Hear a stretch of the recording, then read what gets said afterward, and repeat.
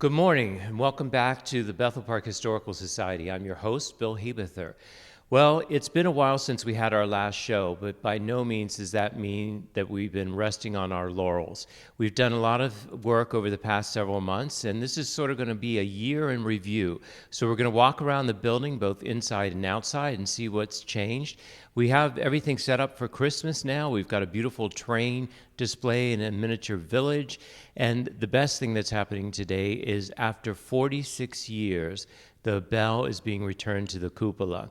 So even though it's a little cold outside, we're going to brave the weather and watch the bell be hoisted. So let's take a tour.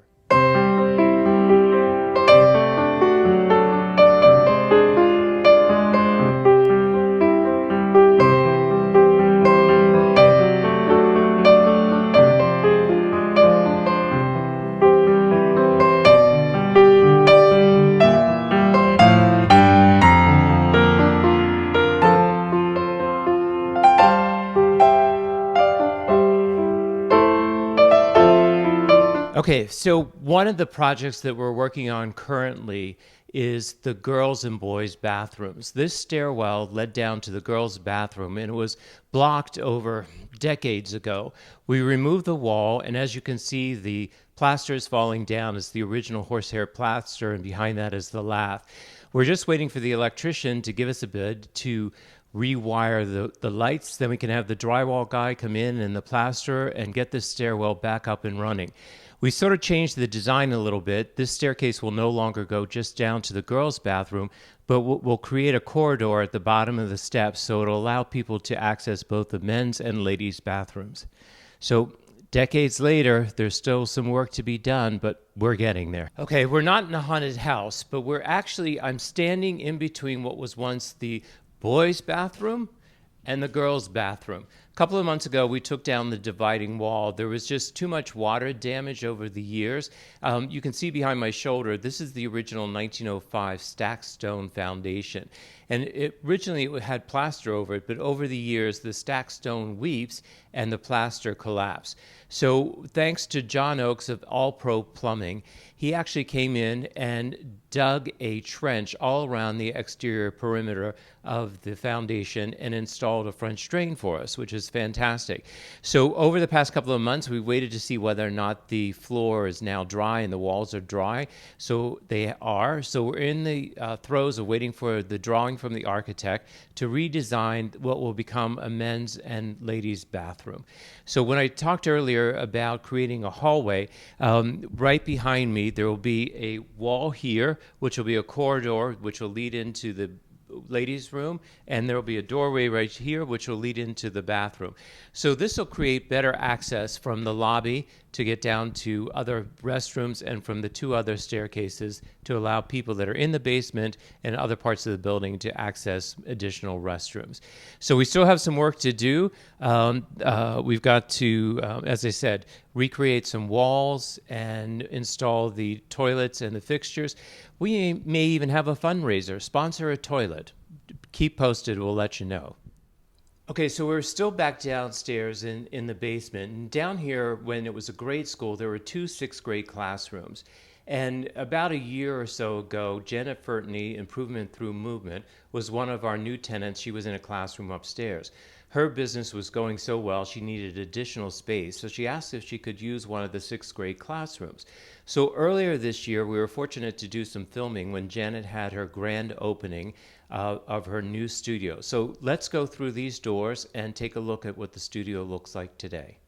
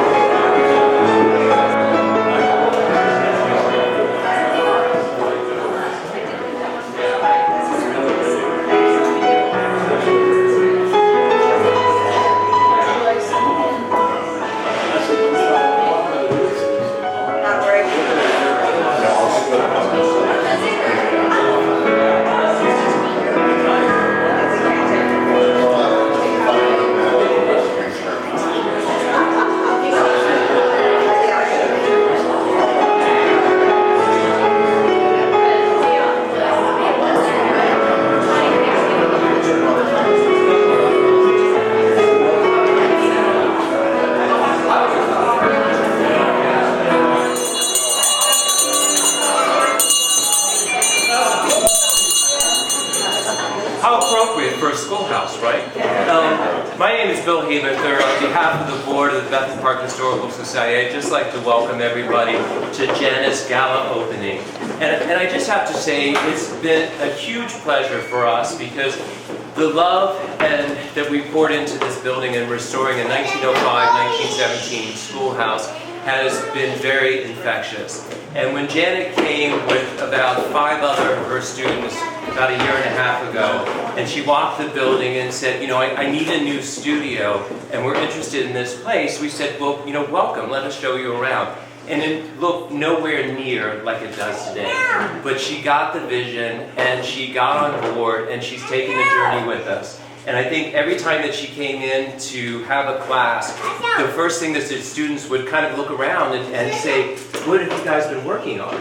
And I think this is probably the first time that I've seen her dress professionally. I should say professionally because I see you dressed professionally as a ballerina. But this is probably the first time she's seen me in a jacket and not covered in coal dust or plaster dust or dirt. And I have to tell you a funny story. Yesterday she called me in a panic and she said, oh my God, Bill, there's 10 feet of dirt outside and my party's tomorrow night. I said, Janet, we've got it covered. We're here at 8 o'clock this morning. And as you can see, we've got beautifully laid sod and leveled courtyard outside. So oh my gosh. It just continues to improve and it's just really been a remarkable journey. Having you in the building. It's just brought more people. All of your students have spread the word, and it just, you know, it can only get better and better. So we just want to welcome you. Thank you for your support. And Steve, all of your hard work. I know Janet said it was just going to be a couple gallons of paint downstairs. And, you know, the poor guy was working all day, and then he came here at night and worked just as hard as we did. So thank you for all your dedication. And congratulations, it may be many years together. And improvement through movement, all of my students, most of you are my students or families, so you kind of know what I'm about already. But the training from young children and clear through adults, we love that.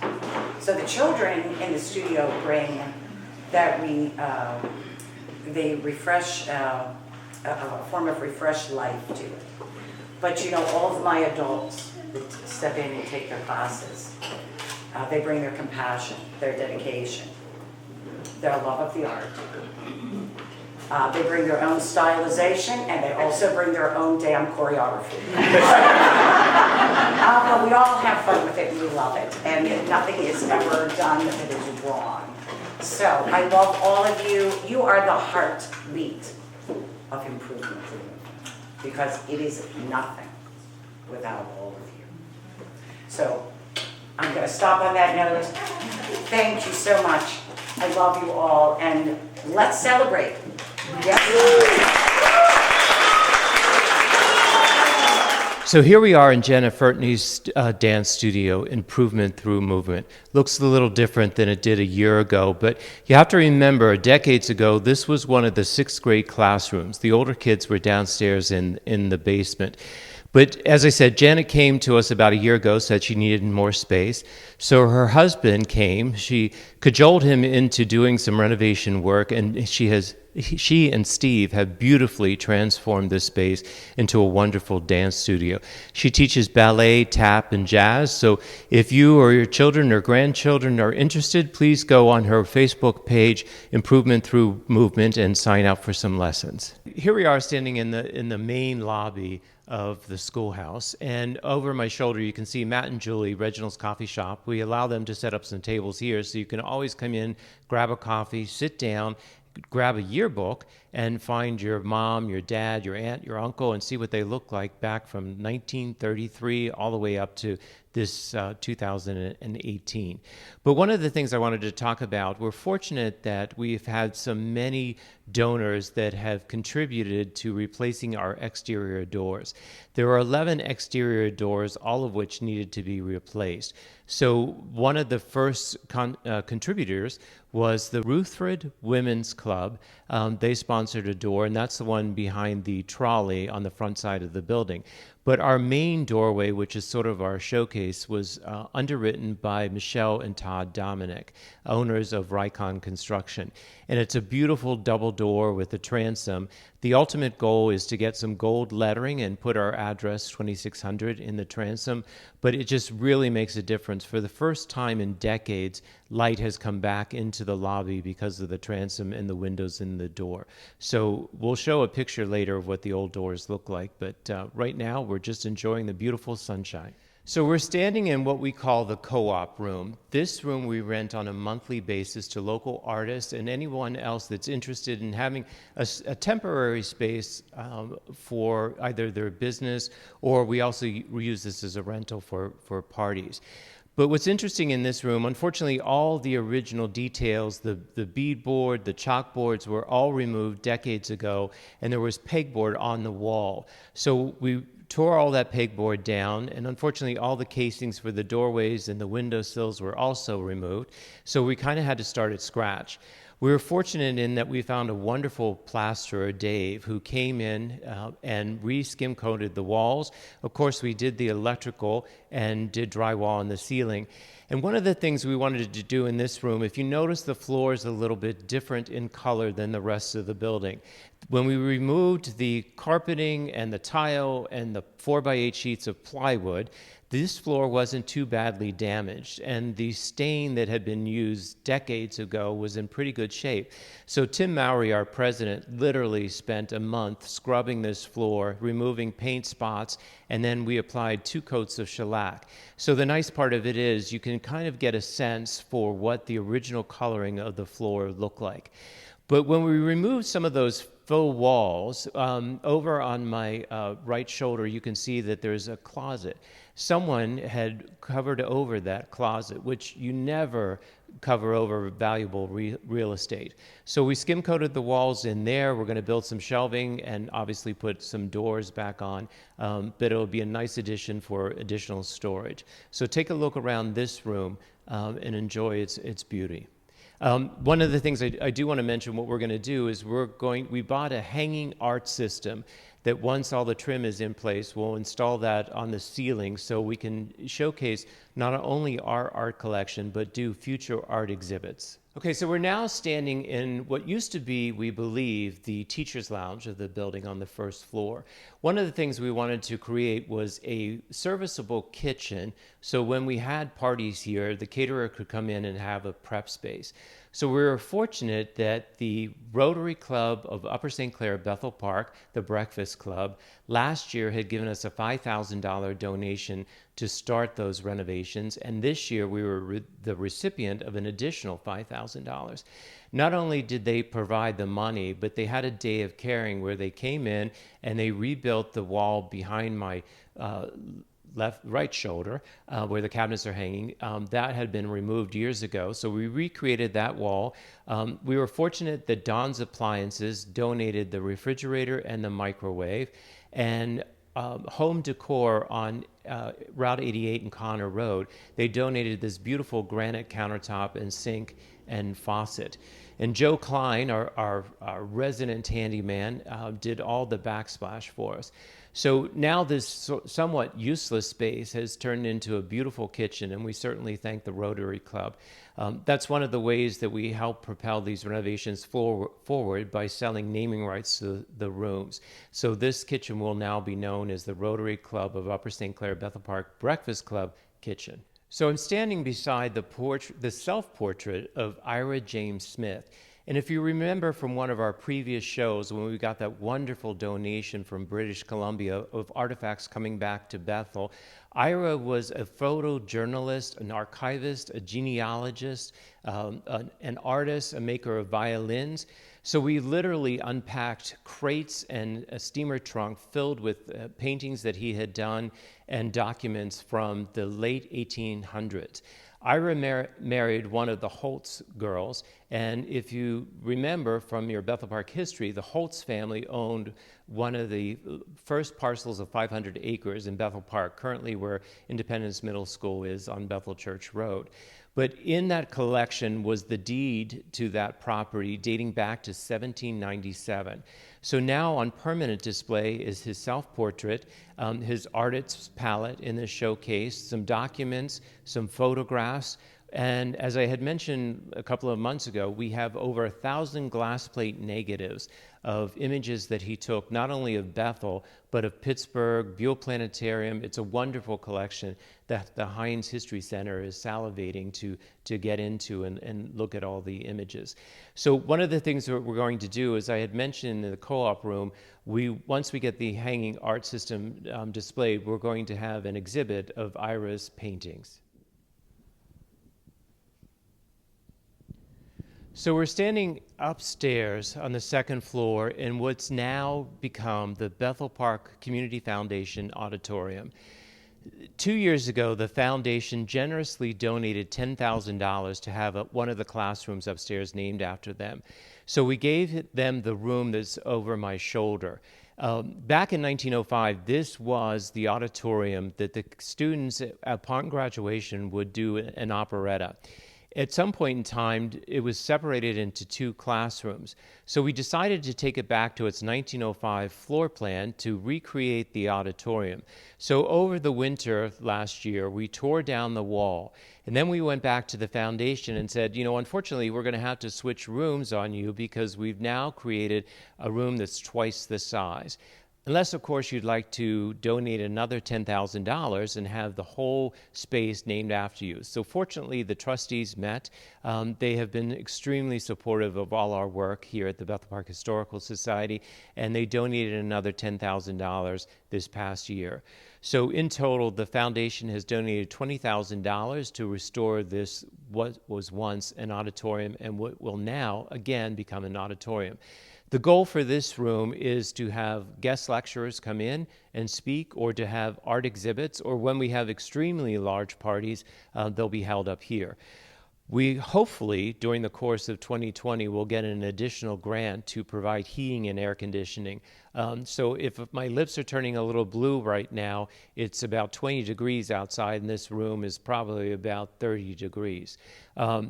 But we tore down the ceiling also, and when you look up in the ceiling, right behind my shoulder is a ladder. That ladder goes up to the right underneath the bell, and we didn't want to put the drywall in the ceiling until the roofers finished the ceiling because we wanted to make sure there weren't any leaks. And now they're going to be putting the bell up into the cupola, so they have to have easier access to get the installation and add the rope to the bell so to make it operational again.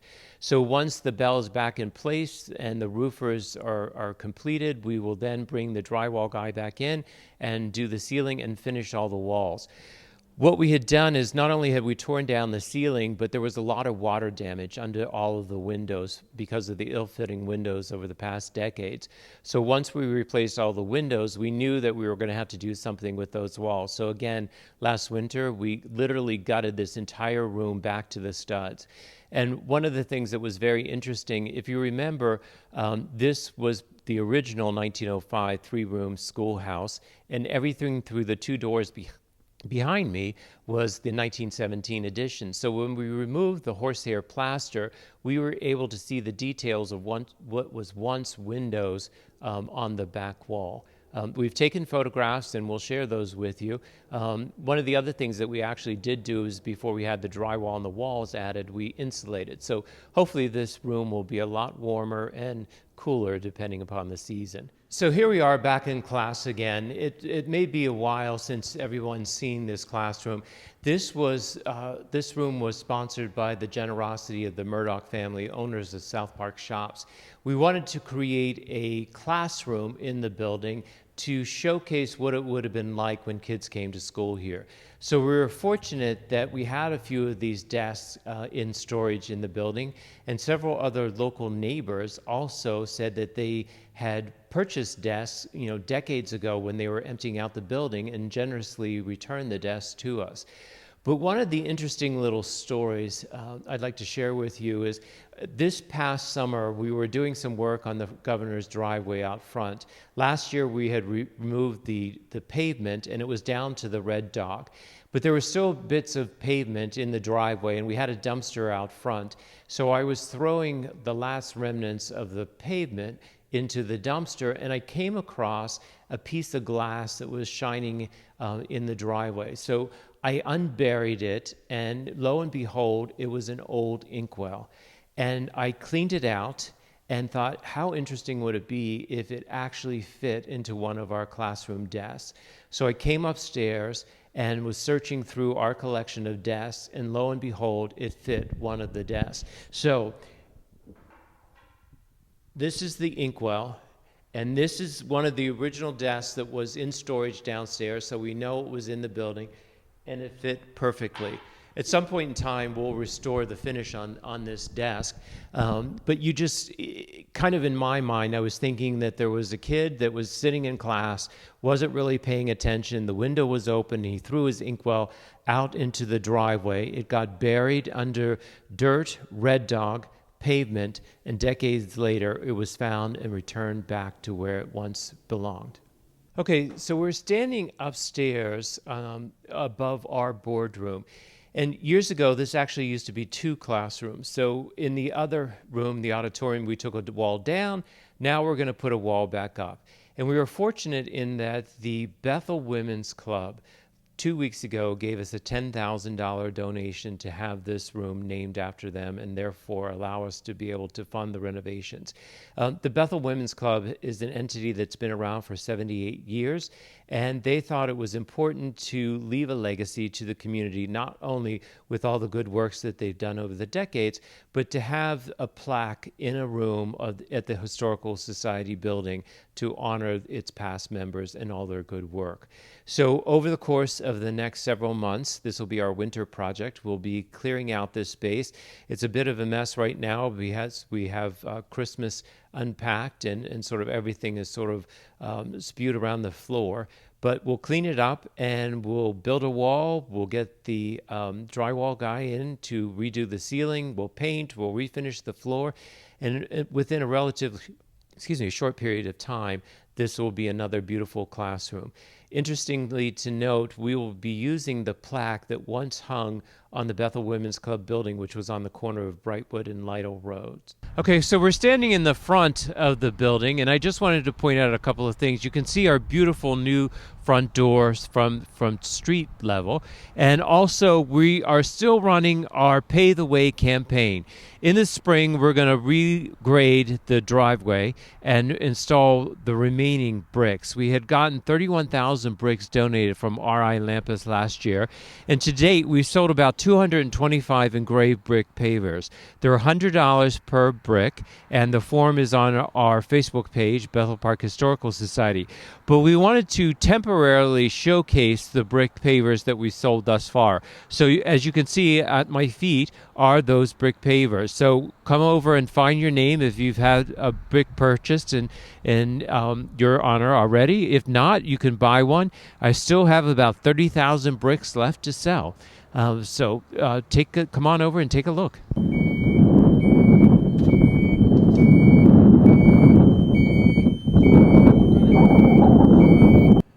Okay, so it's a very exciting day. We're braving the cold weather, but it's well worth it because after 46 years, the old school bell is returning back to its original home. It was cast in 1904 by the C.S. Bell Company, Charles Singleton Bell, in Ohio, and it was hung in the Bethel Township High School in 1905. And for decades, it rang, calling the students to not only to the start of the school day, but also to bring the kids back from lunch break. So it weighs 750 pounds. Fortunately, the school board last August agreed to return the bell back back to its original location. We sent it out to be restored, removing the black and orange paint. It's now back to its original color. It's been clear coated. So the roofers are now going to lift it up and put it back in the cupola so it'll be ringing once again on special ceremony. So let's wait for the guys to operate the crane and get it back into its home.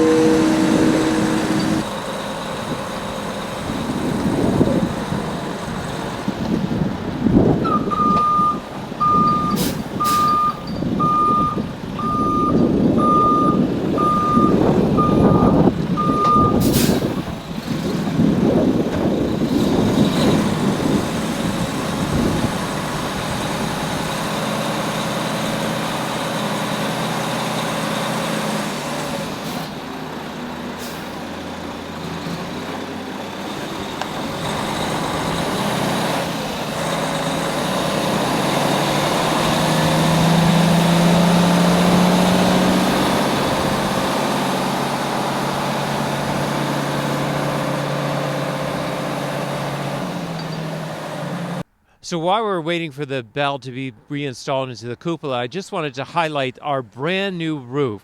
We were so fortunate in 2018 to get a grant from the Gaming and Economic Development Foundation in the amount of $140,000, and that purchased our new beautiful roof. So hopefully the next time this needs to be done will be 50 years from now, and I'm going to have someone else worry about doing it.